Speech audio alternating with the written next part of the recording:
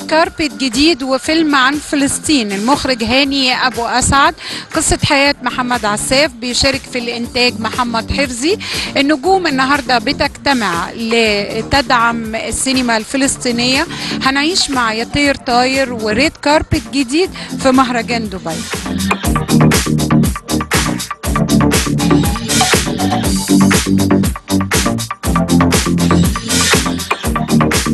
سعيدة النهاردة ان انا على الريد كاربت مع محمد عساف وفيلم جديد يطير طاير، والفيلم لف مهرجانات كان في تورونتو، والنهاردة موجود في مهرجان دبي بنحتفل بيه. ممكن تستغربوا كلكم وتقولوا امتى مثل محمد عساف وعمل فيلم، وشيء جميل انه يعني هيتجه من الغنى للفيلم، ولكن الحقيقة هنعرفها منه. اول شيء بدي اقول الله يعطيكم الصحه يا ربي، وما شاء الله عليك دائما منوره. بصراحه مهرجان دبي السينمائي هو مهرجان يعني كثير مهم، وهي كاول تجربه يعني سينمائيه. الفيلم بيتحدث عن قصه حياتي، وبتحدث او بالاحرى خلينا اقول لك انه بيتحدث عن كثير مواضيع بتشغل هم الشباب العربي. موضوع الامل، موضوع انه قديش انه في الاحلام او تحقيق الاحلام انه ما بيكون بسهوله.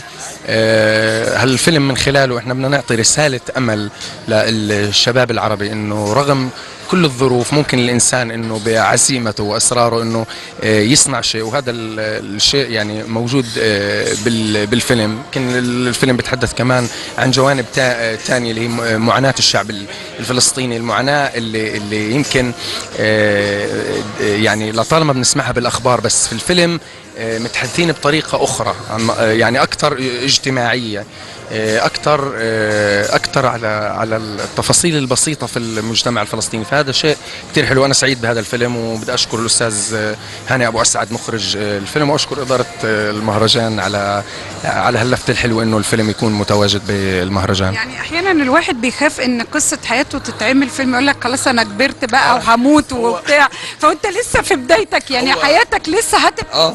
هو شوفي الموضوع هو القصه، مش محمد. يعني دائما شباب فلسطين بقول هو يعني بتحدث بشكل عام عن الشباب، والقصه هي اعطت يعني شفت قديش انه تحدثت الاعلام، تحدث الناس، تحدثوا عن موضوع المعاناه اللي انا عانيتها، اللي وصلتني اليوم لهي المرحله. هاي كلها كانت تفاصيلها كثير كانت صعبه.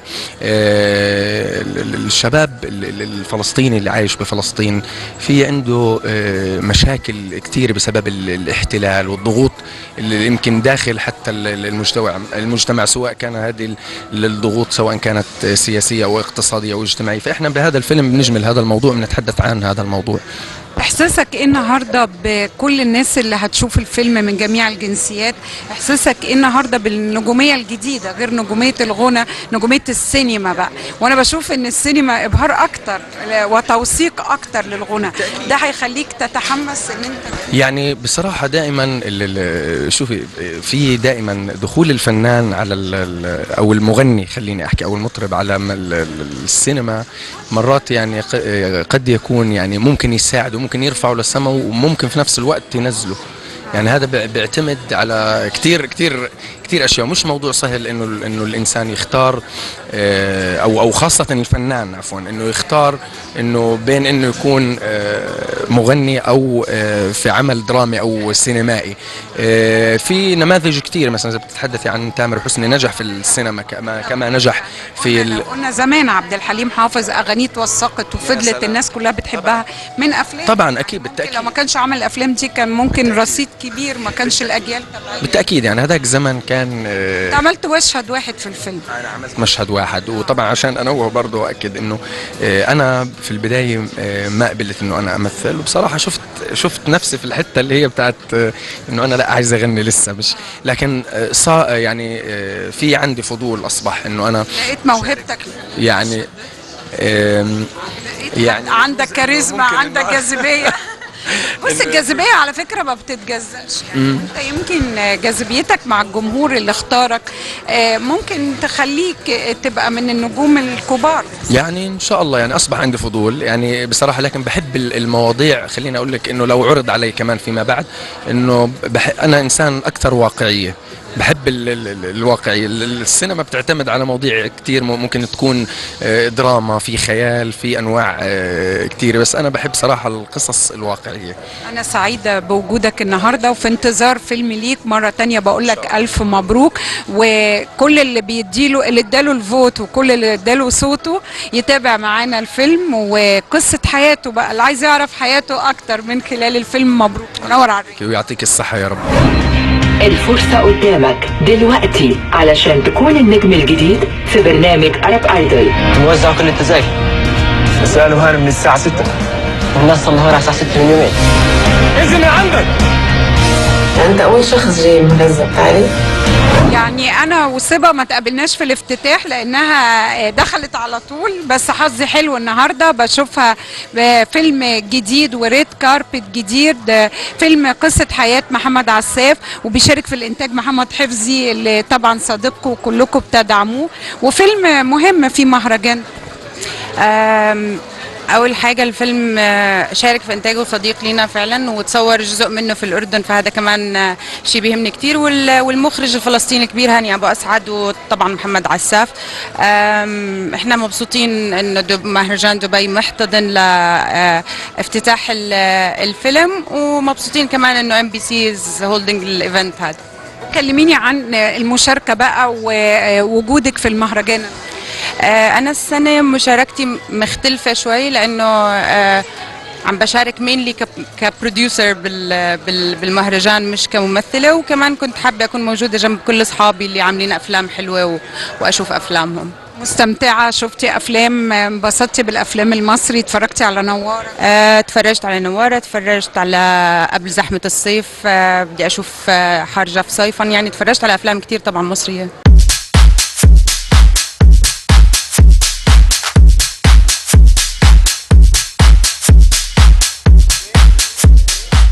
يلا يا نسرين، الفستان الأخضر عامل شغل يا نسرين. يا عاملة كيفك؟ هاتي بوس وحشاني.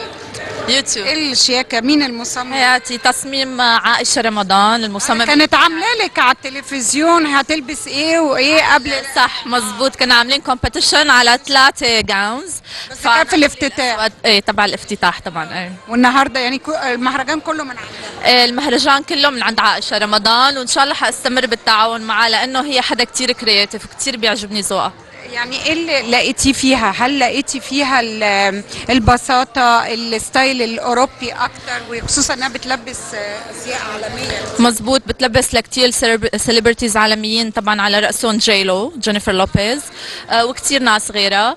أنا بحب إنه بتشتغل على قماشة، على الماتيريال، وبتشتغل على القصات كتير، وستيلها ميال للغربي. أنا بحب هيدي البساطة مع القماشة الهدلة، مع رسم الجسد، بتشتغل على الديتيلز، على التفاصيل الحلوة.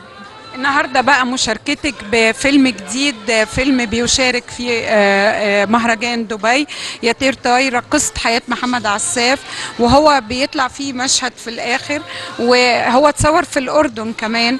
كلميني عن، وطبعا المخرج المبدع يعني كلكم بتدعموا. هاني أسعد طبعا طبعا. أول شيء أنا كفلسطينية، أنا من أصل فلسطيني، والدتي فلسطينية ولا جزائرية ولا سورية؟ احترت. اتكرمتي مرة رفعوا العلم الجزائري، بسجل معاكي في سوريا على انك سورية، النهاردة بقيتي فلسطينية، حيرتيني معاكي يا نسرين. أنا كل هدول، أنا جامعة للدول العربية وبفتخر بهذا الكوكتيل يلي عندي. أنا بحس مصر بتعني لي مثل ما بيروت بتعني لي، مثل ما الإمارات بتعني لي، مثل الجزائر، مثل فلسطين، مثل سوريا. سيريسلي هذا الشيء بيخلي عندي غنى كتير، وبيخلي عندي تفهم للثقافة تبع الآخر، وتفهم للاختلاف تبع الآخر، وخصوصية كل بلد. أنا من طرف والدتي طبعا جزائرية، ومن طرف البابا طبعا فلسطينية، وخلقت بسوريا، فأنا سورية كمان بطريقة ما. أنا سعيدة بوجودك، وأكيد هنسيبك تستمتعي بالفيلم وبكل الجنسيات اللي بتحمليها. حبيبة قلبي تسلمي لي، ثانك يو كثير لك يا بوستي. تملي حبيبي بشتاق لك، تملي عيني تندهلك، ولو حواليا كل الكون بكون يا حبيبي محتاج لك.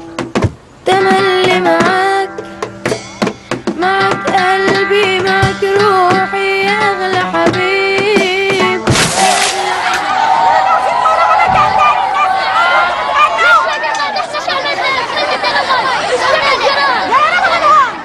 ناهد السباعي النهارده سعيده بوجودها وسعيده بالشياكه. ايه الشياكه؟ ميرسي عطر ربنا يخليك. منين ده؟ فاشن باليه هنا دبي. انا كمان فاشن باليه، يعني النهارده كلنا رحنا على فاشن باليه. رحنا الفساتين بقى خلصناها اللي معانا في الشنطه ففاشن نجيب. لا بس حلو عليكي الستايل جميل. طبعا انا عايزه ابارك لك واقول لك الف مبروك. احنا عندنا الفيلم بتاعك وانا صورت مع شريف البنداري والمؤلفة الفيلم الصبح على الريد كاربت، والنهارده بقى هندخل نحضر مع بعض فيلم ليكي. فكنت عايزه اعرف بقى احساسك ايه، وقال لي ان انت عامله دور صعب جدا، وقال لي ان انت ما رفضتيش اول ما قريتيه قلتي له انا هعمل الفيلم ده خالص. انا عمري ما هرفض فيلم قصير، وانا حتى بعد ما بقيت بعمل افلام طويله، لان هي دي مش مرحله، دي سينما ودي سينما تانية زي السينما والتلفزيون والمسرح، وسينما مهمه جدا وبتوصل معلومه في وقت قصير، وده اصعب من اللي بتوصل معلومه في وقت طويل. فانا بحب الفيلم ده جدا ومبسوطه اني اشتغلت مع شريف من احسن مخرجين الافلام القصيره، وانا مبسوطه جدا اني اشتغلت معاه، ان شاء الله نشتغل تاني. وحسيت ان يعني ما شاء الله عندنا 3 نجمات كل واحده عامله شكل مختلف عن التاني، انت وهند، انت وهنا ومنى، ال3 المصريات اللي بينافسوا على الجوائز في مهرجان دبي، كل واحده عامله شخصيه غير التانيه. دي حاجه حلوه جدا، ودي حاجه حلوه لمصر عموما ان احنا مشاركين في مهرجان ب3 افلام. انا لازم اروح مصر، انا لازم اطلع من هذا المكان قبل ما يخلص علي. شو هالمخاطرة؟ لازم نوصل صوتنا للعالم. مخرج الفيلم ومنتجة الفيلم هاني أبو أسعد وأميرة، برحب بيكم النهاردة على الريد كاربت، بقول لكم ألف مبروك الفيلم ومن نجاح لنجاح. شايفة استقبال كبير وشايفة كل ضيوف المهرجان جايين حاسين إن هم هيشوفوا فيلم مهم وبيدعموا. احساس كتير عظيم، كتير حلو، كتير مبسوطين وفخورين بالفيلم اللي عملناه، لانه صورة كتير حلوة عن فلسطين، فيه مشاركة لاطفال فلسطين جبناهن من غزة، فبالنسبة لنا هاي كانت تجربة حياتهن وكتير اشي مهم يشوف في العالم الغرب صورة حلوة عن فلسطين. ليه اخترت محمد عساف ان يكون الفيلم قصة ملامح من قصة حياته؟ محمد عنده صوت رائع وقصة جميلة، وطالع من غزة أسطورة، فعشان هيك اجتمعوا هدول ال3 مع بعض وكونوا فيلم اسمه يا طير طاير. يعني طبعا عايز اعرف برضو التفاصيل اكتر عن الفيلم، وشايفه مختلف في ايه؟ يعني دايما الافلام الفلسطينيه كل فيلم بيبقى فيه دايما روح القضيه، بيبقى فيه المشاكل اللي عايشينها في فلسطين، ويمكن رشيد مشهراوي دايما بيعبر لنا عن حاجات كتير داخل فلسطين. هنا انت بتقدم ايه مختلف عن القضيه؟ لا، روح القضية دائما موجود، نحن تحت احتلال، ودائما يعني هذا الاشي، يعني كل عمل بنعمله هو جزء لا يتجزأ من مقاومة شعب بده تحرر. هلا المختلف هو عن ولا يعني كأنه لأول مرة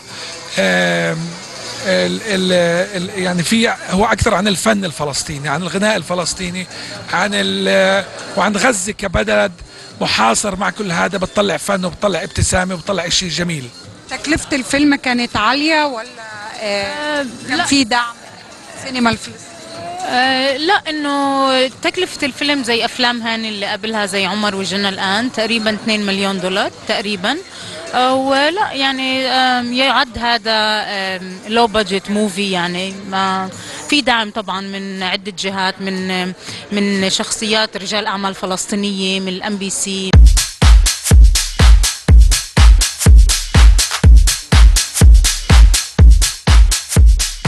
اكتشفت ان هو ممكن يكون نجم سينمائي ان شاء الله. يعني انا بنظري عنده، يعني انا عملت له اختبار وعنده موهبه بيقدر يطورها. اتخوف منها باول ما طلبت منه، لكن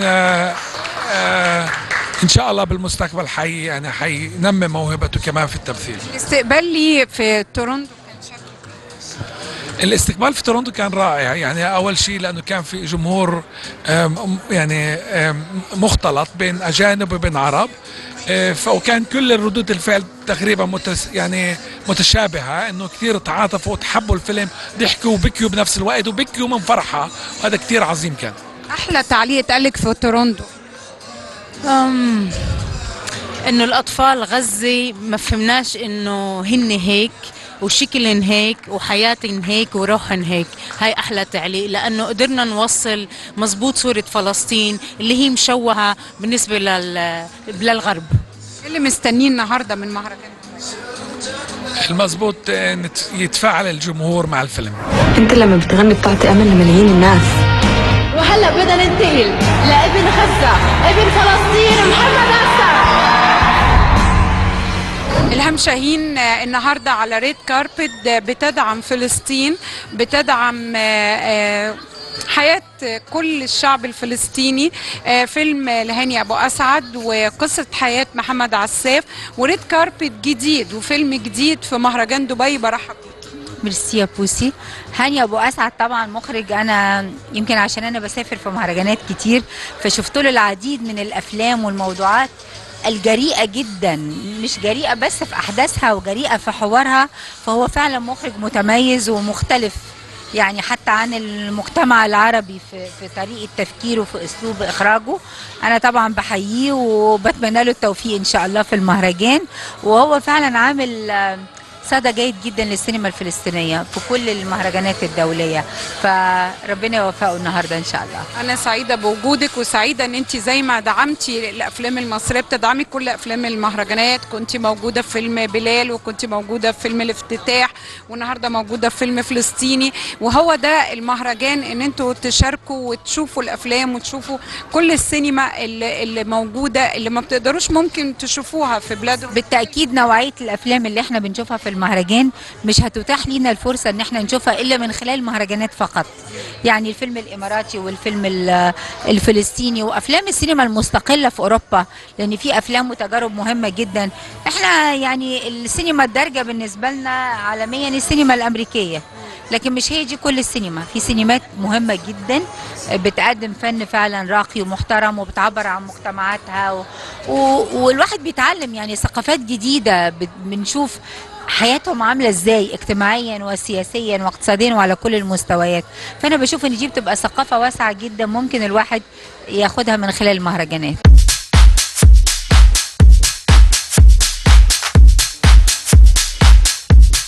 بص، هي تجربة كل العالم العربي دلوقتي بيتكلم عنها، اللي هي اكتشاف المواهب عامة، وازاي كل المواهب دي. بصفتي انا كنت بقدم برنامج زي البرامج اللي هي اكتشاف المواهب ده.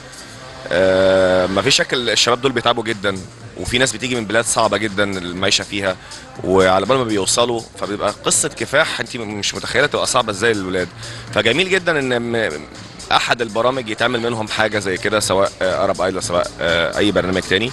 فكويس ان اتعملت عن قصه شاب فلسطيني مكافح تعب في حياته لحد ما وصل. برضو حاجات زي كده بتدي هوب للشباب وللناس، لان فعلا دي حقيقه اللي احنا بنكون معاهم في الكواليس. الموضوع بيبقى صعب جدا، بيبقى بعيد عن اهلهم وبعيد عن شغلهم ومش عارف هيوصل ولا لا، فعنده طموح انه يوصل. لما بيوصل بيبقى احساس تاني خالص، الواحد بيبقى عايش معاهم، ربنا يكون في عونهم بجد. بيبقى الموضوع صعب قوي بالنسبه لهم. يعني طبعا النهارده احنا كلنا جايين ندعم فلسطين والسينما الفلسطينيه. اكيد. بصي، هو المخرج هاني ابو اسعد من المخرجين اللي انا بعتبر ان هم مجتهدين جدا وبيتعب على شغله ومش بيشتغل اي حاجه وخلاص. فاتمنى له التوفيق في الفيلم ده. هو يعني صديق شخصي، وبرده علي جبر اللي هو المنتج، وربنا يوفقهم جميعا ان شاء الله. كريستال صاحبة محلات فاشون باليه، وكل النجوم بيلبسوا من عندها في الريد كاربت ومهرجان دبي، لان هي بتجمع كل الديزاينرات اللي في لبنان وفي فرنسا، وبيبقى عندها كل الموديلات اللي تنفع كل جسم وكل امرأة عربية او اجنبية. برحب بيكي وبقولك منورة معانا. Welcome to you, Pussy Shalabi. It's a very pleasure meeting you. وانا مبسوطة ان انا النهارده لابسة من عندك. وانا مبسوطة كتير كمان. يعني طبعا انت بتبقي عينك عارفة على المهرجان الريد كاربت. طبعا برحب بيك استاذة ايليا. استاذة ايليا، النهارده يعني عايزة اعرف منك ايه المناسب للريد كاربت، بتشوفيه ازاي؟ المناسب كديزاينر يعني كل واحده بتبقي عارفه ازاي. يعني مثلا النهارده في ناهد السباعي لابسه من عندك، انا لابسه من ازاي بتبقي عارفه كل واحد ايه اللي ينفع للريد كاربت؟ هلا بطلع على الفيزيونومي تبعول الواحد، بطلع على الستايل، على الاتيتيود، بشوفكم على سكرين and this is how I feel regarding I see the elegance, I see the style and I can feel it. It's just inside of me. I love it. It's my passion. طبعا في بوليس على الريد كاربت بيقفش الفساتين الوحشه، هل انت برضو عينك بتبقى مع البوليس ده انك تبقي عارفه ايه الغلط عشان ما تديهوش للناس اللي بتلبس؟ كاسكو على الفاشن بوليس يعني الناس اللي ما عندها كتير ذوق، لا ما فينا نكون يعني محددين، كل واحد هو ذوقه يعني بيكون حابب لابس، بس احيانا طبعا في ناس بتنقي فساتين تلبقها لاكثر من ناس، وكل واحد هو ذوقه هو المود تبعه. سو نحن هيدي الاتيتيود فاشن بوليس يعني it's up to the people. Sometimes they want to be edgy, sometimes they want to be seen, sometimes they have to do a statement, they want to stating something different than the obvious. So ما بعرف كريستال انت كثير يعني حسب يعني you accept the edgy clothes ولا لا؟ I accept the edgy clothes. I accept the difference in the clothes. I want to see something unique and something nobody's seen in Dubai already. مين الديزاينرات اللي عندك؟ عندي كذا ديزاينر بتعمل معهم، فرنسية عندي إيريس كانتابري، عندي جوليان فورنيه، عندي ماسارو which is the shoemaker of Chanel since 1894، عندنا دلفين مانيفي، عندي لبنانية مثل جان فارس كوتور، مثل داني أطرش كوتور، عندي ديزاينرية من كندا مثل ماري كابروس for example who dress a lot of Hollywood celebrities. So we have different designers. يعني طبعا انا سعيده بده، وسعيده بان الديزاينرات كلهم وكل المهتمين بالموضه بيكون مهرجان دبي مهم بالنسبه لهم، مش بس النجوم ولكن ايضا الجولري والحاجات كتير جدا بتبقى الريد كاربت بالنسبه لهم بدايه انطلاقه جديده. وانا سعيده ان انا تعرفت بيكي، وسعيده ان انا على الريد كاربت بفستان. You look amazing. شكرا ليكم. شكرا يا بوسي.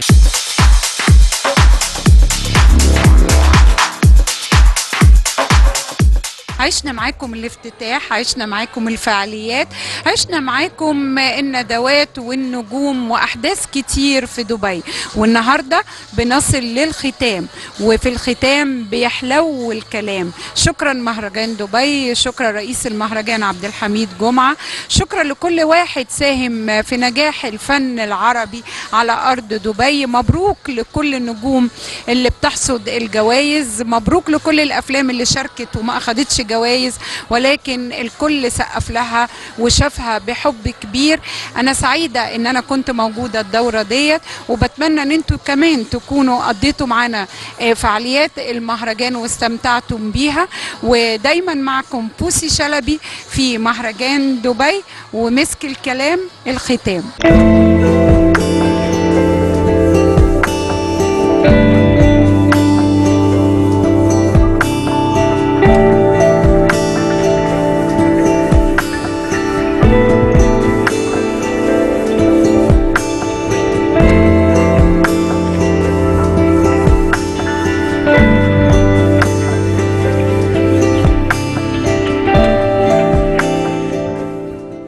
هذا البرنامج برعاية